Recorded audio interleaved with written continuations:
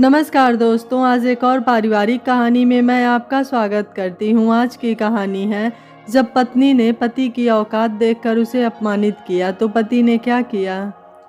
सुधीर बाबू, आपको बड़े साहब बुला रहे हैं। ठीक है। सुधीर कुर्सी से उठ बॉस के केबिन की ओर बढ़ गया। हेलो सर, मैं अंदर आ जाऊं? आओ आओ सुधीर, बैठो। नरेंद्र ने सामने की कुर्सी की ओर इशारा किया। कहिए सर। सुधीर, मुझे तुमसे एक पर्सनल काम है। हाँ कहिए ना सर।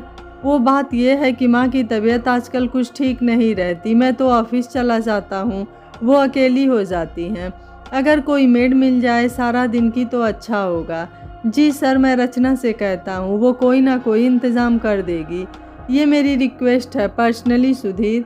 आप फिक्र ना करें सर, आज कोई है उनके पास? नहीं, नाश्ते के बाद दवा दे आया हूँ। बाकी घर के काम वाली तो आती है, पर उसके बच्चे छोटे हैं, वो ज़्यादा देर रुक नहीं सकती। उसे कह तो आया हूँ कि दोपहर में आके माँ का खाना दे दे। दवा और पानी तो टेबल पर रख दिया है।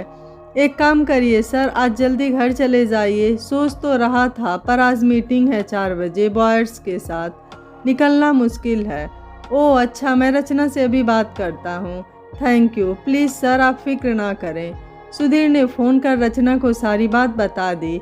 रचना का जवाब सुनकर वो संतुष्ट हुआ। रचना नरेंद्र की माँ के लिए खुद खाना पकाकर ले जा रही थी और वहीं शाम का खाना बना देगी। उसने सुधीर को उसे वहीं से घर लेते आने को कहा। सुधीर ने नरेंद्र को बता दिया कि मेड के मिलने में कुछ दिन लग सकते हैं। तब तक वो रचना को सुबह माँ के पास छोड़ता हुआ ऑफिस आएगा। नरेंद्र को बहुत अच्छा लगा। उसने दिल से रचना को धन्यवाद दिया। उधर रचना 1 घंटे बाद नरेंद्र के घर पहुंची। वैसे तो दूरी सिर्फ 7 से 8 मिनट की थी, पर खाना बनाने में समय लग गया। अपना दोपहर का खाना तो वो सुबह सुधीर के लिए लंच बनाते समय ही बनाकर रख देती थी, पर आज नरेंद्र की माँ के लिए वो सूप और खिचड़ी बना लाई थी। नमस्ते माँ जी, वो उनके पैर छूती हुई बोली। अरे तुम बहू, आओ आओ। कैसी तबीयत है आपकी? तबीयत का क्या है बहू, नर्म गर्म चलती ही रहती है। आज थोड़ी ज़्यादा नर्म हो गई और क्या। पर आज तुम अचानक, वो सुधीर का फ़ोन आया था, उनसे पता चला कि आपकी तबीयत ठीक नहीं है तो मैं चली आई। क्यों इतनी तकलीफ़ की बहू? इसमें तकलीफ़ क्या है माँ जी, मैं भी तो घर में अकेली ही होती हूँ। मुझे भी अच्छा लगेगा कुछ समय आपके पास, तो आ जाया करो। मैं तो इतना चल नहीं पाती, नहीं तो मैं ही आ जाती।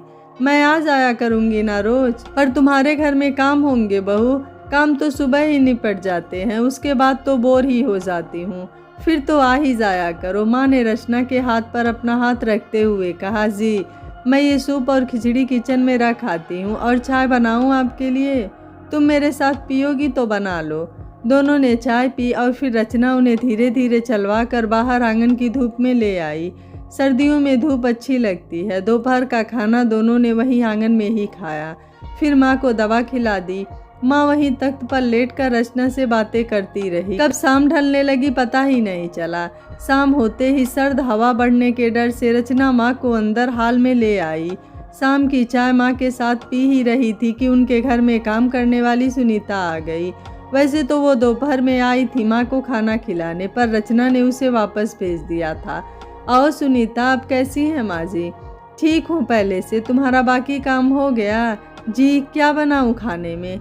बेटा, आज 4 लोगों का खाना बनेगा। मैंने नरेंद्र से कह दिया है कि सुधीर को साथ लेता आए। रचना बहू, मैंने सुना है कि तुम भरवा टिंडे बड़े अच्छे बनाती हो। सुधीर को बना के देती हो ना टिफिन में? नरेंद्र और वो साथ ही खाते हैं खाना, बता रहा था आज, और टिंडे हैं भी फ्रिज में। ठीक है माँ जी, बना देती हूँ। और क्या बनाऊँ? बाकी तुम देख लो बेटा, रसोई में सब सामान सुनीता बता देगी। सुनीता, बहू की मदद कर दो। आज तो बहू के हाथ का खाना खाऊंगी मैं। माँ के चेहरे पर अपनेपन के भाव झलक उठे। और आपके लिए क्या बनाऊं? मैं भी तो टिंडे ही खाऊंगी ना। ठीक है, मैं आपके लिए अलग से हल्के मसाले वाली बनाती हूँ। चलो सुनीता दीदी। उसके मुँह से दीदी सुन सुनीता मन ही मन उसके स्वभाव की तारीफ किए बिना नहीं रह सकी, वरना आजकल की लड़कियाँ कहाँ किसी की सेवा करने यूँ पहुँचती हैं।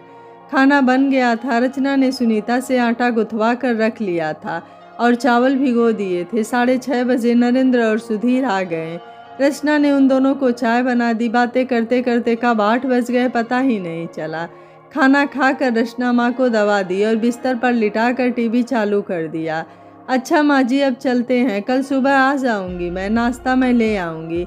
अरे बहू, रोज़ रोज़ कहाँ परेशान होगी, सुनीता आएगी ना, बना देगी कुछ। मैं तो आऊंगी चाहे आप मना करें, रचना उनके पांव छूती हुई बोली। तो माँ के चेहरे पर मुस्कान खिल उठी। रात को बिस्तर पर लेटते हुए रचना ने सुधीर को पूछा, ये नरेंद्र भैया शादी क्यों नहीं कर लेते? शादी तो हुई थी, फिर उनकी पत्नी। लंबी स्टोरी है, तो बताओ ना, इतने अच्छे हैं वो, और आप दोनों तो एक साथ कॉलेज में पढ़े हैं ना। हाँ, ऑफिस में भले वो मुझसे ऊंचे पद पर है और मैं उसे ऑफिस में सर कहता हूँ, पर है तो मेरा दोस्त ही। तो बताओ अब। नरेंद्र की शादी हमारी शादी से 2 साल पहले हुई थी। नरेंद्र और कविता का मेल जोल कॉलेज में ही बहुत बढ़ गया था। कविता एक बिजनेसमैन की बेटी थी, इसलिए नरेंद्र को उससे शादी करने में झिझक हो रही थी। पर जब नौकरी लगी तो उसने कविता के बारे में माँ जी को बता दिया। कविता भी उनसे मिलने घर आई तो उन्होंने उसे साफ साफ बता भी दिया कि इस घर और गांव की कुछ ज़मीन के अलावा उनके पास और कुछ नहीं है। वो अपने माँ बाप से पूछकर ही कोई फैसला करे। पहले तो कविता के माँ बाप इस शादी पर राजी नहीं थे, पर कविता की जिद के आगे उन्हें मजबूरी में हाँ करना पड़ा। शादी के 1 साल बाद तक सब ठीक ही था। फिर धीरे धीरे कविता की मांगें बढ़ने लगी। वो हमेशा ब्रांडिंग चीज़ों की मांग करती, जो नरेंद्र के बस में नहीं था। वो मना करता तो वो मायके से ले आती। माँ जी और नरेंद्र को इससे बड़ी शर्मिंदगी महसूस होती। वो मना करते तो चिल्ला चिल्ला कर गुस्सा करने लगती और नरेंद्र को कम कमाई के ताने देती। पड़ोसियों के सामने भी वो चुप नहीं होती। इस सब से माँ जी को हाई ब्लड प्रेशर की बीमारी ने पकड़ लिया। नरेंद्र के काम पर भी इसका असर होने लगा। अक्सर उसके सर में दर्द रहता। ये सब मैंने खुद महसूस किया, क्योंकि तब तक मेरी जॉब भी इसी कंपनी में लग गई थी। नरेंद्र मुरझा सा गया और चुप रहने लगा। उसकी ये हालत देखकर माँ जी की तबीयत भी बिगड़ने लगी। आखिर एक दिन हालात काबू से बाहर हो गए। उसने कविता को 25,000 की ड्रेस दिलवाने से मना कर दिया और कह दिया कि वो अपने माँ बाप से भी ना ले। कविता ने उस दिन गुस्से में जो घर छोड़ा तो फिर नहीं लौटी, बस तलाक के पेपर भिजवा दिए। माँ जी के रोकते रोकते भी नरेंद्र ने साइन कर दिए। 2 महीने बाद ही कविता की दूसरी शादी हो गई। पर नरेंद्र को आज भी मुस्कुराए 3 साल हो गए और माँ जी को तो तुम मिल ही चुकी हो। बेटे की ऐसी हालत से उन पर क्या गुजरती होगी। ओह, ये तो बहुत बुरा हुआ सुधीर। हाँ, तो नरेंद्र भैया क्यों नहीं दूसरी शादी कर लेते? माँ जी ने कहा भी कितनी बार, पर वो डर गया है। मगर सारी जिंदगी ऐसे तो नहीं बिताई जा सकती है ना। क्या कर सकते हैं? दोस्त हो तो कुछ करो। क्या करूं? बताती हूँ, ध्यान से सुनो। करीब 15 मिनट तक रचना सुधीर को समझाती रही। तुम कहती हो तो कोशिश कर लेते हैं। तो ठीक है, अब सोते हैं। कल सुबह उठकर मुझे घर के काम जल्दी निपटाने हैं। मुझे माँ जी के पास छोड़ते हुए जाना। ठीक है। दूसरे दिन धूप सेकते हुए बातों बातों में रचना ने माँ जी से बात की। माँ जी, हाँ बहू, आप नरेंद्र भैया की शादी क्यों नहीं कर देती? माँ ने तब ना, तुम्हें शायद पूरी बात नहीं पता बहू। मुझे सब पता है माँ, सुधीर ने सब बताया है मुझे। ओहो, चलो अच्छा हुआ, तुम ही समझा के देखो। आप तो तैयार हैं ना? कौन सी माँ बेटे का घर नहीं बसते देखना चाहती? तो मैं जो कहूँगी वो कीजिएगा। क्या करना है? मेरी छोटी बहन अर्चना आ रही है मेरे पास कुछ दिन के लिए। आप उसे देख लीजिए। मुझसे 2 साल ही छोटी है। तुम्हारी बहन? पर तुम तो जानती हो कि नरेंद्र की ये दूसरी शादी है। तो क्या हुआ? आप जैसी माँ और नरेंद्र भैया जैसा साथी मिल जाए उसे, तो माँ और पापा को भी खुशी होगी। पर नरेंद्र मानेगा क्या? आप उसे आने तो दीजिए। बस आपकी तबीयत ज़्यादा खराब हो रही है और आपको किसी के साथ की ज़रूरत है। समझ गई ना आप? बिल्कुल समझ गई बहू, खुश रहो। 1 हफ्ते बाद अर्चना आ गई तो रचना उसे माँ जी से मिलाने ले आई। अर्चना को किसी बात का कुछ पता नहीं था। रचना को उसके पापा ने अर्चना के लिए कोई सुशील लड़का देखने की जिम्मेदारी दे रखी थी। कुछ महीनों से रचना अपनी बहन के लिए कोई अच्छा घर ढूंढ भी रही थी। नरेंद्र और माँ जी का स्वभाव उससे भाग गया था। अर्चना की जीवन शैली को देखते हुए नरेंद्र उसे पसंद आ गया था और वो चाहती थी कि अर्चना खुशी खुशी हाँ करे। वो अर्चना या नरेंद्र पर कोई दबाव नहीं डालना चाहती थी। हाँ, नरेंद्र और अर्चना में 6 साल का अंतर था, पर ये कोई ज़्यादा अंतर नहीं था। माँ जी को भी वो इस बारे में बता चुकी थी कि अर्चना की और नरेंद्र की मर्जी बहुत ज़रूरी है। अर्चना तो ऐसे काम में जुट गई जैसे ये उसका फ़र्ज हो। उसने माँ जी के सर में तेल मालिश भी की। अरे बेटा रहने देना, आज पहली बार तो आई है तो क्या हुआ आंटी जी, मैं मम्मी के लिए भी तो करती हूँ। हाँ बेटा, पर फिर भी कुछ नहीं, आप दीदी के साथ धूप में बैठिए, मैं बिस्तर की चादर बदल देती हूँ। चादरें कहाँ हैं? वो उधर अलमारी में, माँ जी ने इशारा किया। दीदी आप आंटी जी को बाहर लेकर जाओ ना। 1 घंटे बाद कमरे की सूरत ही बदली हुई थी। कमरे का कोना कोना साफ हो गया था। माँ जब कमरे में आई तो मन ही मन अर्चना की तारीफ किए बिना नहीं रह सकी।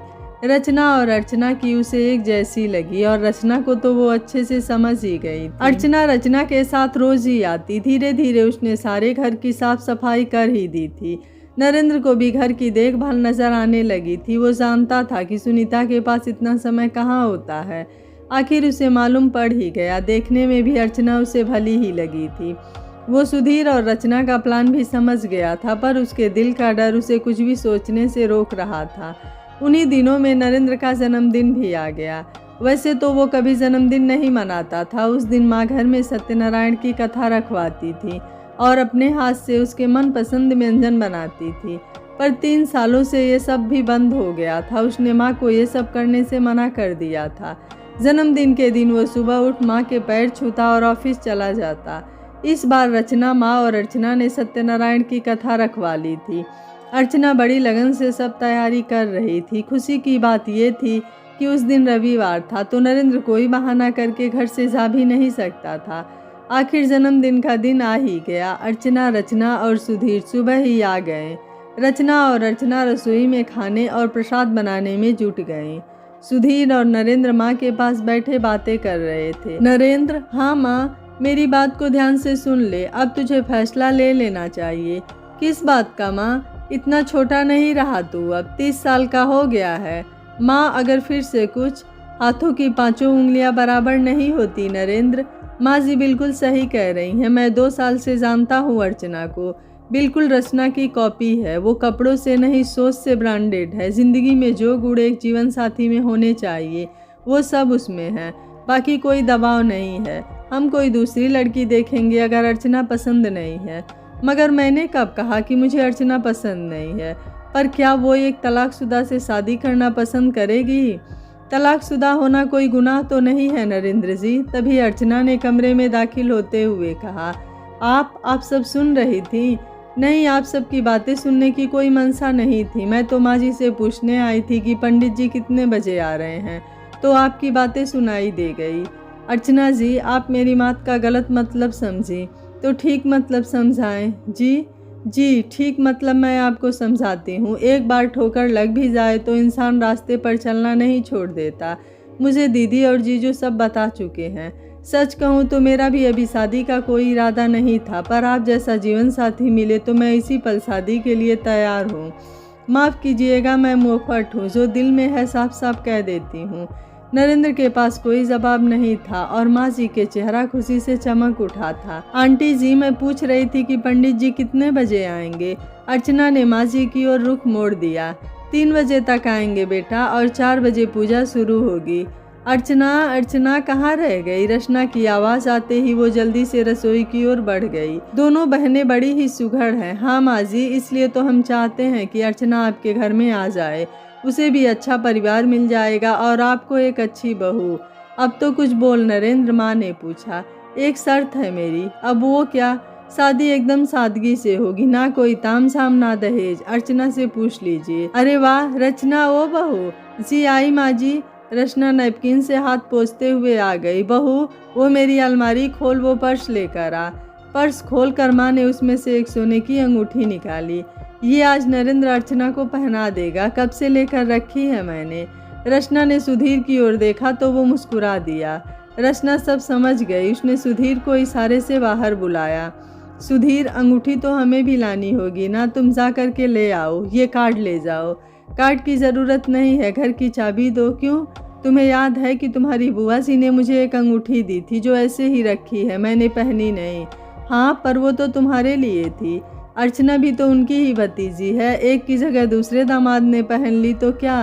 हाँ ये तो है। तो फिर दो चाबी और अर्चना को बता दो। हाँ उसे अच्छे से तैयार भी करती हूँ। उसी दिन मंगनी की रस्म पूरी कर दी गई और 2 महीने बाद ही दोनों की शादी भी हो गई। शादी बेहद सादगी से हुई। रचना के माँ पापा भी 1 महीना पहले ही आ गए। उन्हें भी नरेंद्र बहुत पसंद आया और माँ जी का स्वभाव ही। शादी के बाद अर्चना ने पूरा घर अच्छे से संभाल लिया। माँ जी और नरेंद्र की देखभाल में वो कोई कमी नहीं रखती।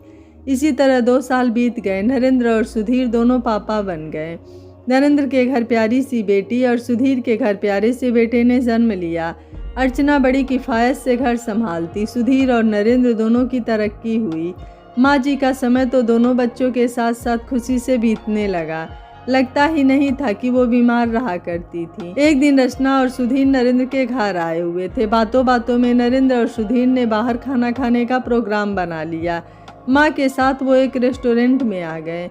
क्या खाओगी माँ? अर्चना ने सबसे पहले माँ से पूछा। जो सबका मन करे।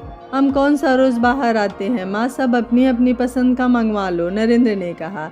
ठीक है, मैं तो डोसा खाऊंगी। फिर कुछ ही देर में टेबल पर डोसा, पाव भाजी और चाट वगैरह आ गई। सब खा ही रहे थे कि अचानक कोने की टेबल से किसी ने जोर से ग्लास उठाकर ज़मीन पर दे मारा। तुम कभी सुधर नहीं सकती।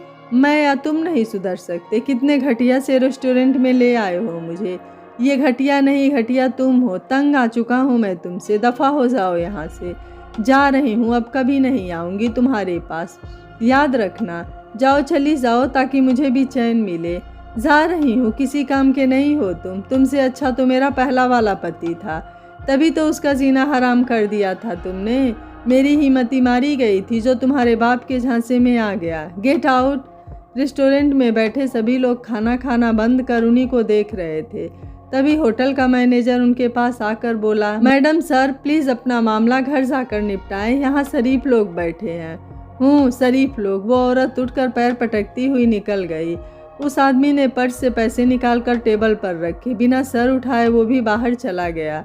बाप रे, क्या औरत थी ये, रचना के मुंह से निकला। हाँ दीदी, इतने लोगों के सामने इस तरह का तमाशा।